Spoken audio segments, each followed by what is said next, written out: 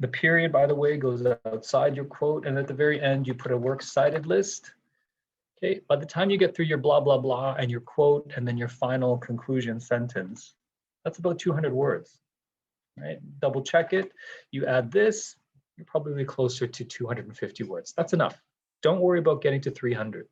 The problem is when students start writing like 1,000 words. This is a very short reflective journal. Don't do too much for it, right? Okay.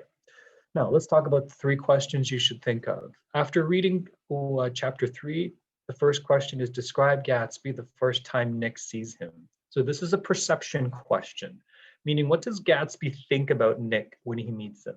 Does he think he's a good person? Does he think he's poor? Does he think he's, you know, wealthy or aristocratic? In this novel, you know that everybody is judging everybody when you read this book. Everybody's into money, wealth, and status. So what does Gatsby think of Nick the first time he sees him? Question number 2, what rumors have been told about Gatsby? Why does Fitzgerald reveal rumors rather than fact? So rumors are just the idea of lies or stories that people tell about other people that may or may not be true. They may or may not be true. And in today's society, with social media like Facebook and Instagram and all those things, I'm sure you're very well aware of rumors and how people can just tell stories, and then the next thing you know, people think it's the truth, and that's not necessarily correct. So why do you think, the second part of the question is, why do you think Fitzgerald uses the idea of rumor rather than fact? I'll give you a hint. In this kind of society where people are obsessed with money and perception and the way people look, rumors are more effective than fact. Most people don't want to know facts. Most people just want to hear stories, right? They're so caught up in drinking and partying. They don't want serious conversation. What they want is light conversation. And this happens in modern day society as well. What does Nick think of Gatsby after meeting him? So this is the reverse question of number 1. How is Gatsby different from his guests? So in this chapter, you're introduced to one of his big parties, but how is Gatsby different from the people that he invites? And the final choice you can choose is, well, Nick thinks he's one of the few honest people he knows. Why do you think he is honest? So Nick thinks that he's an honest person. Do you think he's an honest person? And why do you think that, right? So these are your choices for your reflective journal, and then you can compose it here. Remember, adding a title, adding a strong topic sentence, you know, sharing your ideas, using 1 or 2 quotes to support your ideas, offering conclusion sentence, and then listing the works cited. That puts you at already, you know, a B+, 78. Right? Depending on the quality of the work, it could go up to 80. But what I'm finding is a lot of students are just answering the questions. Or, yes, I think Nick is an honest person. He looks honest. And that's it. And then they think they're going to get a high mark.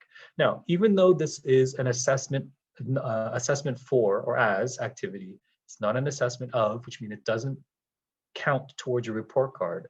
When it's not finished completely and it's about, if I mark it at a 50 or 60, you have to do it again. The school checks these activities to make sure that you're at least keeping a standard level of writing, right? So might as well do it right the first time. It doesn't have to be perfect. And remember, if you get a 75, that's pretty good. Again, it doesn't count for your report card, but if you get a 75, that's pretty good. Then you can leave it. Even 70 to 75, you're pretty good. If you get a 60 or 50, you're on your way to trouble, right? Because the final essay for this unit is kind of the same strategy, right? Except you're expanding it a bit more. So if you're only operating at a 50 or 60 for these small activities, you're going to get yourself into trouble for the final essay. Okay, let me leave it at that for there. And then are there any questions so far before we move on to some videos and discussions? Again, there's no Padlet this week. We'll save that for next week. If there are no questions, then let's do a summary. You can also watch these videos multiple times, right? Go back to the course, watch them again. Why not? They're here for you. And then you can review some of the ideas and activities going forward. Okay, because this is only on chapter 3, we might as well watch chapter 2 and then move on to chapter 3, and then we'll do a deep analysis of chapter 3 in a minute. So let's start with chapter 2. For those of you who are still going to work on this book, you can come back to this video.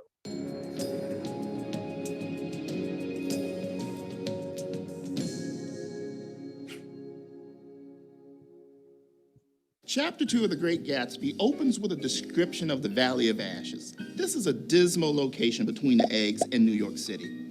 This place is coated in gray dust, and it's a dumping ground for New York City. There's an enormous faded billboard of Dr. T.J. Eckelberg. On the billboard are two large eyes peering out from enormous yellow spectacles. Tom and Nick are taking the train in New York City.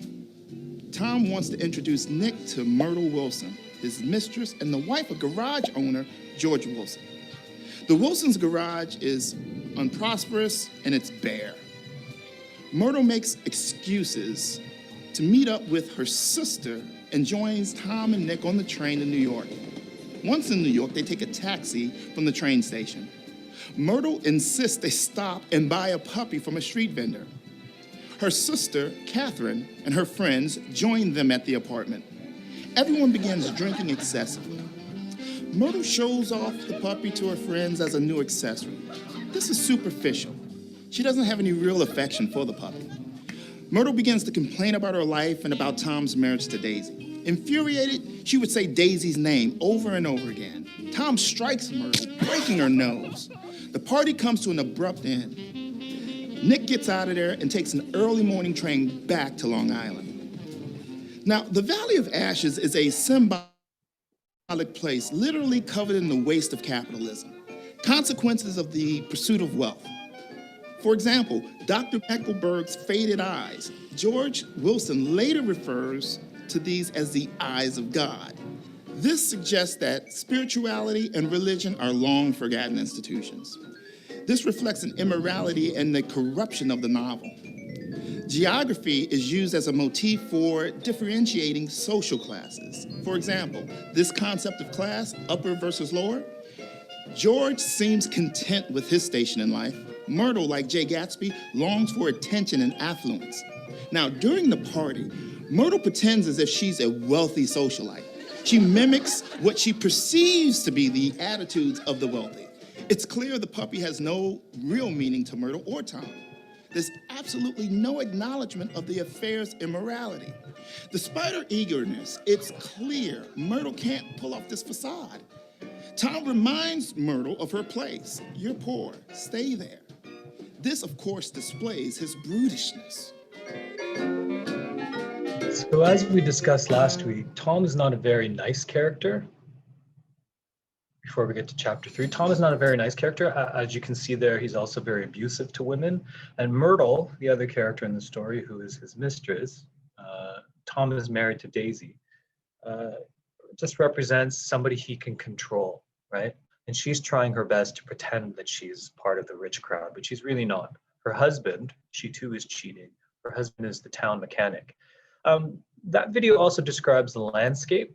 F. Scott Fitzgerald uses a lot of imagery and symbolism in this particular book as representative of a time where excess.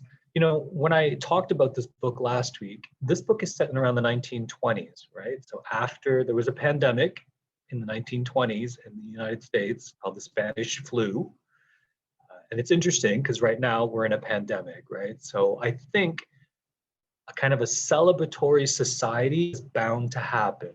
People are going to start being accessible, full of excess, maybe celebrating more once COVID-19 is gone. Kind of similar to when this book was written, right? This book was written in a response to post-war activities and post-pandemic activities where people were divided, rich or poor, and then the wealthy celebrating at all cost. No care for people.